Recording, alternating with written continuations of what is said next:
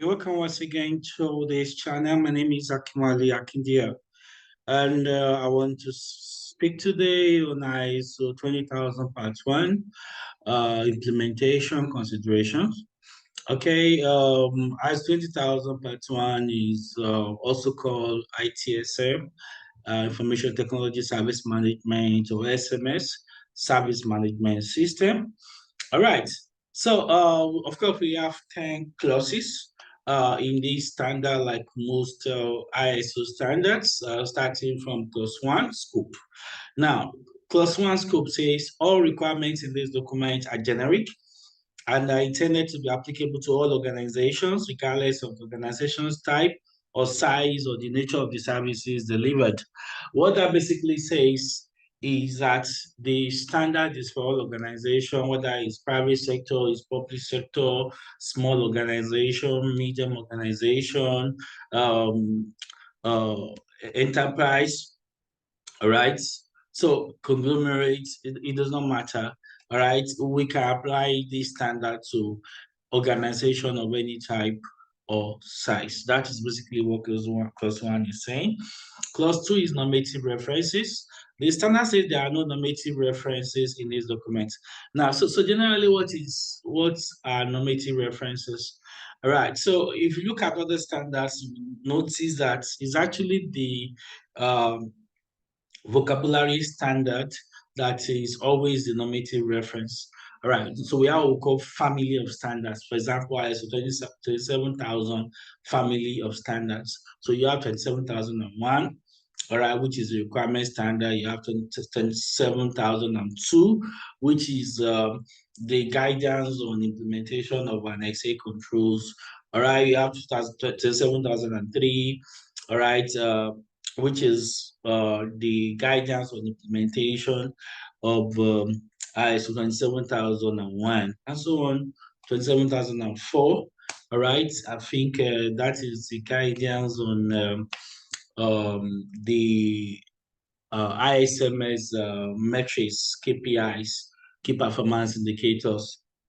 Okay, so how to implement that's clause 9.1, guidance on how to implement clause 9.1, which is basically on measurement, monitoring, analysis, evaluation, and so on.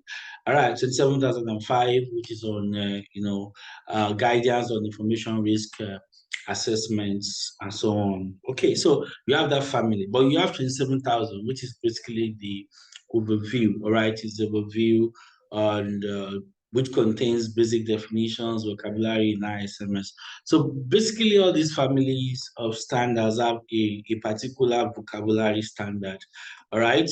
For the 20,000 family of standards, you actually have ISO 20,000 Part 10.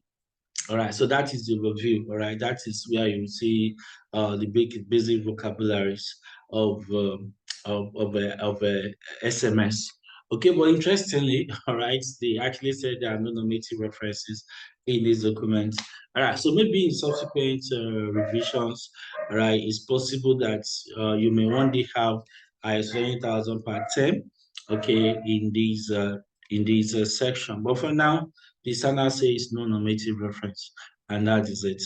All right, clause 3 is terms and definitions. And so the standard went ahead and defined certain terms, which, all right, in the course of implementation or in the course of audit, you are going to be coming across. For example, what is an audit, what's competence, all right, what's conformity, conditional improvement, interested party. There's a lot of definitions, all right, in these clause 3. So you can get a copy of the standard and review those definitions. All right. So you have clause 1, clause 2, clause 3. All right. So these are the introduction aspect of the standard.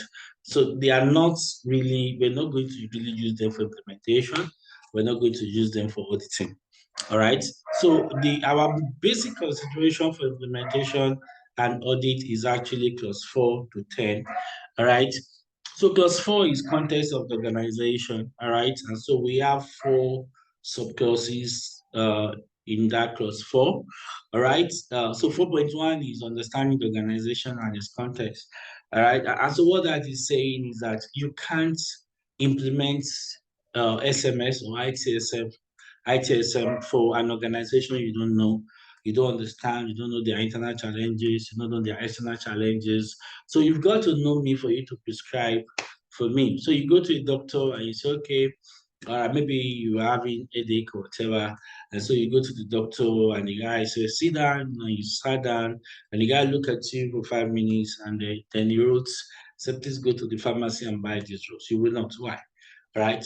The doctor have not asked you questions. He has not tried to know, right? Your symptoms. So some of the symptoms and all those other questioning that or maybe even tests. All right, have to do tests and so on, run some tests before the doctor can say, yes, this is the problem. And that's exactly what we're saying here. All right, so we have to do a sort of diagnostics in this clause 4.1. So we want to meet the organization that is doing the implementation. So here, I wrote here the implementer is expected to provide a document that describes the external and internal factors that can affect this service management system. So it's a document. All right, 4.1, the implementers have to come up with a document.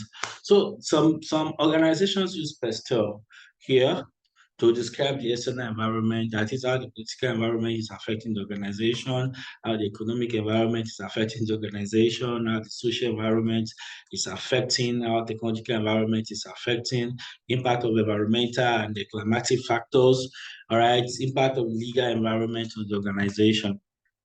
All right. Some organization use SWOT analysis, right? Strengths, which is within what are the strengths of the organization, what are the weaknesses of the organization, what are the opportunities outside the external that the strength of the organization can be used to harness, what are the threats outside the external that can exploit the weakness says of the organization. So you have to describe that. So this is all a tool, right? There are other methodologies, all right, school of thought outside there that you can use, all right. So the standard does not specify, right, any methodology for describing your external and internal environment. So pick one, pick the one, or pick the one or the ones good enough for your organization. That is exactly what we want to see here. All right. So, what are the external issues that can affect your service delivery? What are the internal issues that can affect your service delivery? So, that is what the implementer, all right, is expected to put in place. Yeah, and for the auditors, so the auditors want to look at the documentation and want to be satisfied. They want to be able to be convinced that the implementers have actually presented the organization. Of course, the auditor too will have to, have some level of knowledge of that sector that you are auditing. So you should be able to query, all right, or challenge the document that is presented if you feel that it does not appropriately describe the external and internal factors that can affect the service delivery in that organization. So that's clause 4.1. Clause 4.2 is understanding the needs and expectations of interested parties. So interested parties actually determines what goes in an organization. In my early studies of corporate governance, that's what I discovered. All right. So that basically corporate governance is about managing the stakeholders and the expectations. That's just the truth. All right. So the business that can best manage the stakeholders and the expectation, those are the organizations you see at the very top, and that does it. So, so you have your customers, all right? They have expectations about your services and products. You have the general public, all right? They have the expectations, all right, about your services, about your organizations in general and in the specifics. You have the media, all right, you have the government, okay, you have your regulators, you have your employees, all right, you have your directors, you have your shareholders, okay, and so on. So you, if it's an organization that have maybe pressure groups, all right, unions, and so on like that, So you also need to factor that also in this clause 4.2. So this too is also a document. All right, this is also a document which the implementers are expected to create. So the implementer is expected to create to provide a document stating the stakeholders relevant to the SMS and their expectations. So it's not enough to just say you list the stakeholders. You also want to be able to show us, all right, the expectations of those stakeholders, all right, as regard the service management systems in the organization. All right, so that's 4.2. 4.3 determines the scope of the service management system. Now, this is very key. All right, the implementer is expected to provide a document stating the boundaries and the applicability of the SMS. So, what is the physical, all right, scope of the implementation? Maybe we're implementing just for head office. All right, maybe we're implementing for head office and the regional offices. All right, maybe we're implementing, all right, continent wide or globally. So you can see that is very important that we actually state what we are covering in the implementation. Then you also look at the organizational scope, all right, that is the functions that are going to be covered, the departments that are going to be covered. So we need to define that. The systems too, all right, that are going to be covered, all right, maybe your networks, your databases, your servers, all right, and so on. So we need to be able to have what we call a statement of scope, all right, which is meant to be publicly available, all right, and documented so that we know the scope of the service management system. All right, and of course, this is also very, very auditable. Some organization implement, all right, along with their key vendors or along with their business partners. Share you see now. All right, that's why we need to be able to know the boundaries, all right, the boundaries of the implementation, and that is what clause 4.3 is saying. All right, clause 4.4 service management system for virtually all the standards. 4.4 is like a summary for me. All right, it's like a summary of everything that has been done. All right, because the standard says you have to provide evidence that the SMS has been established, it has been implemented, it has been maintained, it has been continually, improved. So you can actually, from my own understanding of the standard, you can't implement clause 4.4. You can't meet the requirement of clause 4.4 until you are through with the implementation. All right, that's how I see 4.4. You cannot actually meet this 4.4 requirement until you are through with all the implementation.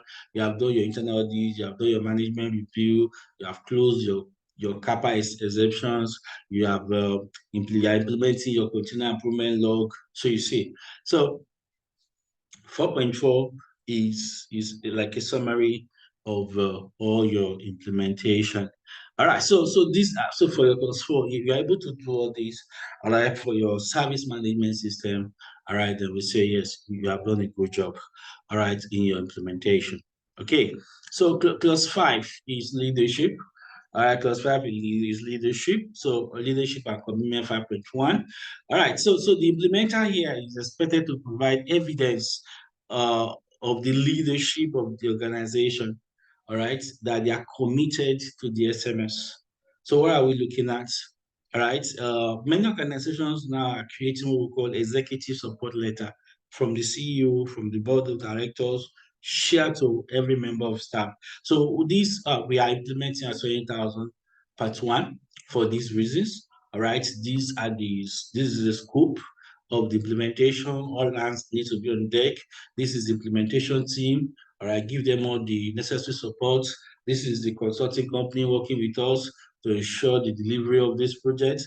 All right, so it has to be signed by the CEO of the organization. All right, so that kind of letter, all right, actually, we call it executive support letter.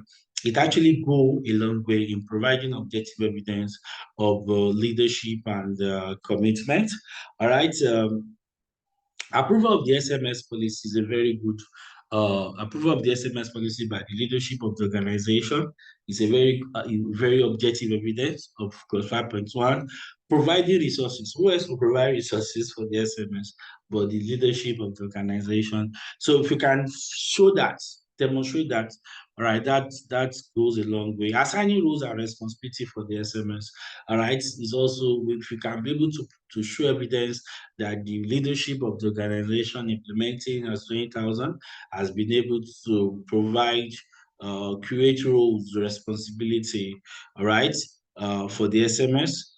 So regular communication to all employees on the SMS, so regular, all right, is also, so even the support letter, executive support letter is not supposed to be once and for all. It has to be continual. That is exactly what we're talking about. So all these can be used by the implementer, all right, and be checked by the auditors to confirm that we have implemented 5.1 correctly. All right, 5.2 is the SMS policy. So this is very straightforward. The implementer is expected to develop and approve the SMS policy. The implementer is expected to communicate the SMS policy to all employees and to relevant stakeholders of the organization. All right, so this is very easy to implement. All right, so just ensure that you have a service management policy which is approved by the highest level, right, of leadership in the organization, and it is communicated to staff and relevant stakeholders. All right. 5.3 is organizational roles, responsibilities, and authorities. So we need to be able to create roles and responsibility for the SMS delivery in the organization. So this is also straightforward. Of course, you have to have an SMS service manager, all right, in charge of the implementation and operation of the service management. All right.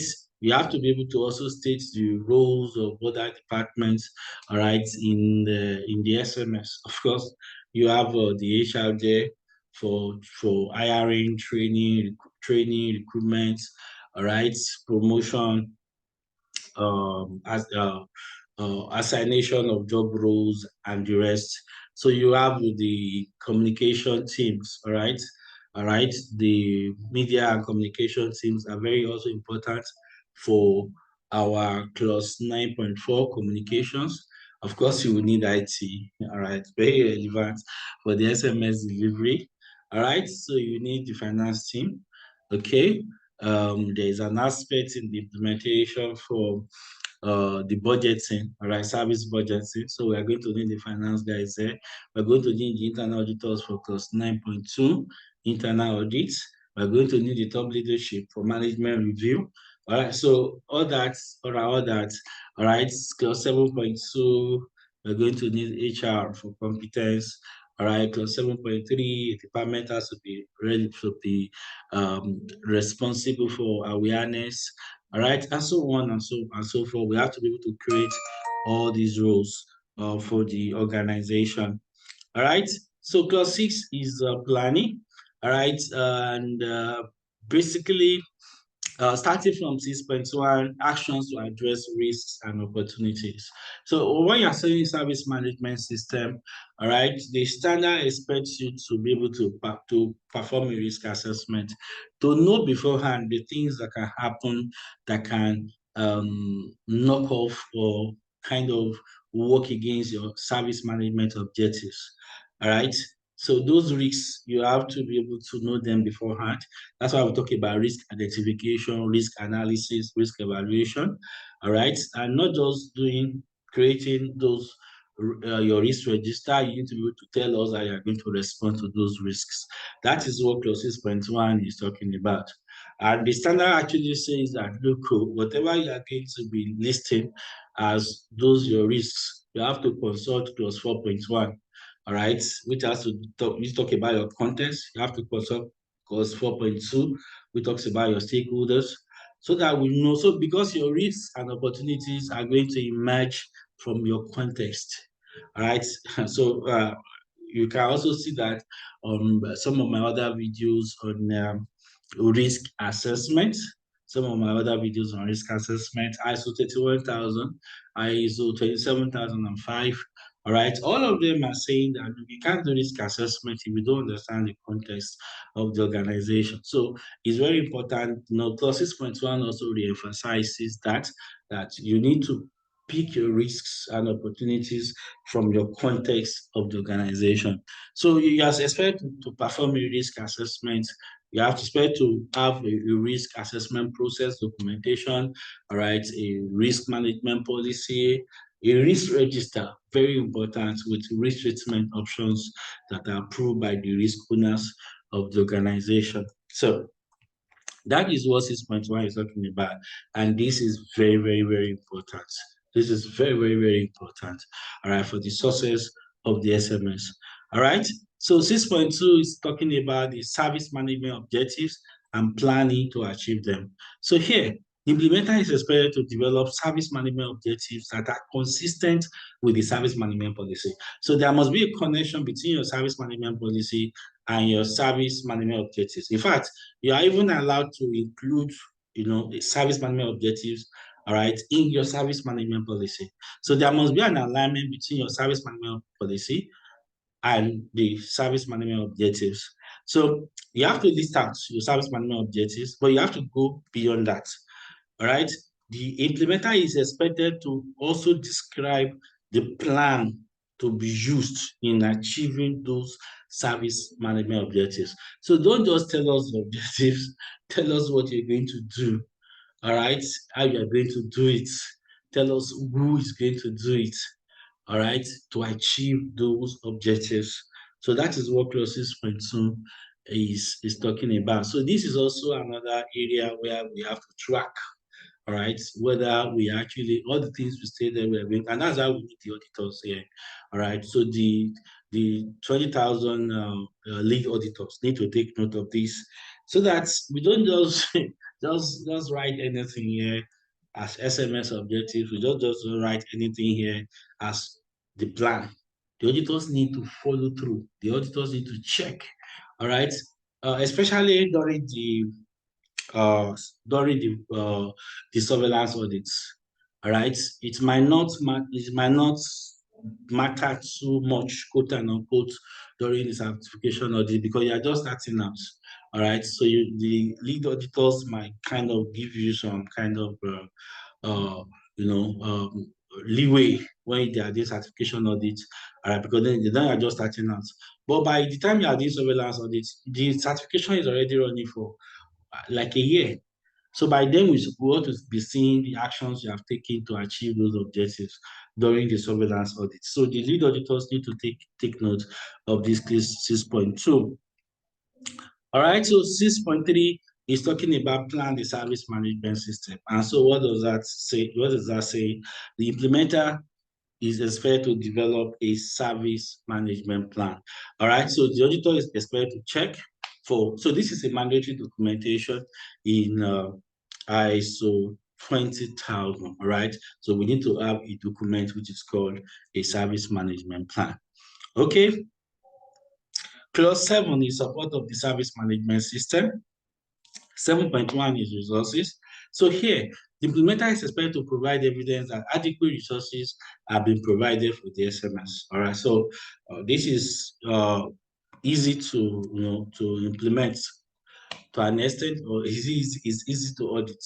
All right, so you need to be able to provide evidence of human resources, technical resources, financial resources. All right, so facilities for the SMS, platforms, technologies, all right, tools, software, hardware, and so on for the implementation.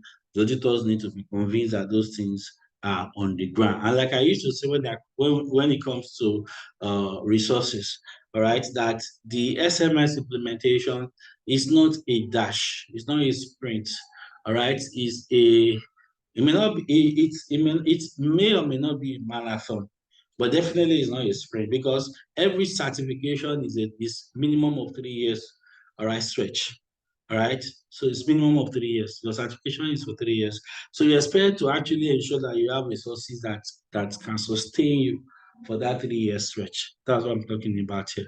So 7.1, Very important. Resources must be available for the SMS. All right. 7.2 is competence. So this is where we need HR. The implementer is expected to provide evidence of skills relevant to the SMS.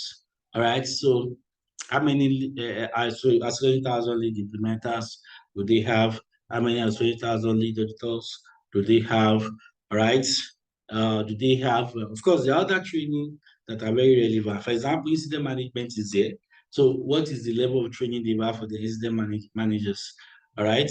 The service budgeting is there. So, what is the level of training they have for the accountants and the financial guys in the house? All right. Which other area? Configuration management is there. So configuration management, what here is evidence of configuration management, training and competence. Change management is there. So what is the level of exposure? The people that are in charge of change management, what do they have on ground, all right, in the organization on change management? So a lot of area of capacity, area of capabilities are here that the implementers need to ensure that they are grounded in those areas, and auditors need to get objective evidence. Okay, according to the standard, you have to get objective evidence that those skills are available. Okay, then 7.3 is awareness. The implementer is expected to provide evidence that employees are going through continuous, underline the word continuous awareness program on SMS. So it's not just one thing you do once and for all, and you believe that's just it. No. So we need to provide evidence that the the standard says all employees under the control, all right, all persons under the control of the organization must be aware of the SMS policy. All right, all or under the control, all persons under the control of the organization, under the control. So employees, contract staff, vendor staff, under the control. So you need to ensure that those awareness sessions are held to all concerned and they are done regularly. All right, so that is basically what 7.3 is talking about. 7.4 is communication, right? So the implementer is expected to demonstrate how internal and external communications relevant to the SMS are done. So you need to have a communication plan which you are following. That is basically what clause 7.4 is talking about. Then clause 7.5, documented information. Very interesting. The implementer is said to have in place mandatory documents relevant for the SMS. So some of them I've mentioned already. SMS scope is mandatory. SMS policy is mandatory. Service management plan is mandatory. Service catalog is mandatory. All right. And if you have looked at even clause 4.1 is a document, clause 4.2 is a document, right? So those are mandatory documentations. So those documentation have to be available. And not just available, they have to be created. There must be a process, all right, for creating them. There must be a process for reviewing them. There must be a process for updating them. There must be a process for securely storing them. All right, there must be a process for preserving them. There must be a process for classifying them. All right, so there must be an author. There must be a title. All right, there must be a retention date. All right. So all that are considerations, all right, in clause 7.5. So if possible, if you have a document management system, wonderful, wonderful. So if you have a document management system, all right, like SharePoint, okay, so it makes our life very easy here. It makes the implementation of 7.5 very easy for us. Okay, then 7.6 knowledge. This is one unique a unique clause in ISO 20,000 that is not in many of the families are very similar to 20,000. For example, if you look at ISO 27,001, it stopped at clause 7.5. Clause 7 stop at 7.5.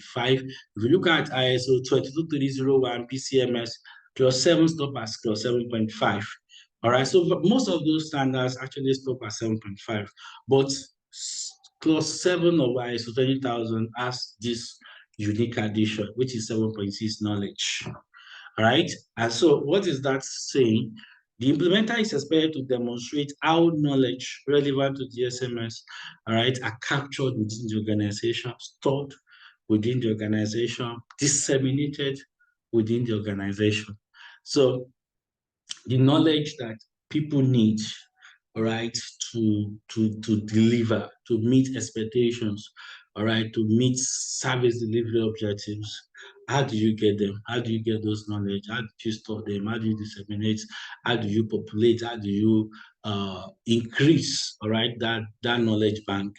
You have to be able to demonstrate how you do that for your organization. So some organizations have learning portals, all right. They have repositories, all right, where uh, knowledge assets, all right, knowledge assets are stored, all right, and every staff based on what you need to based on need to know, based on business needs, all right, have access to those portals, have access to those repository, all right. So that could be used to meet this clause 7.6. All right, even to an extent, all right, training that you are doing, all right, training that you are doing, awareness that you're doing can also be used to meet this particular clause 7.6. Incident management, the last requirement, learning from incidents, right? Learning from incidents, right? ISO 27035, all right? That learning from incidents, the way you meet that requirement also, all right. That is a requirement in 27,001. It's also a requirement, is a requirement in 27,001, is guidance 27035. So if you have a portal, your incident management portal, if it has that feature for learning from incidents, I believe you can also use that to meet this clause 7.6.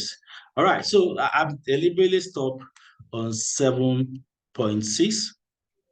All right. So in subsequent videos I'm still going to talk on how to implement clause 8 to 10 of ISO 20,000 part 1. But in this video, I've deliberately just focused on clause 1 to 7. All right. So very soon I'm going to produce the video on clause 8, all right, which is operations, clause 9 and 10. So if you have not subscribed to this channel, kindly subscribe to this channel so that you can get alerted as I draw more videos on this channel. Thank you.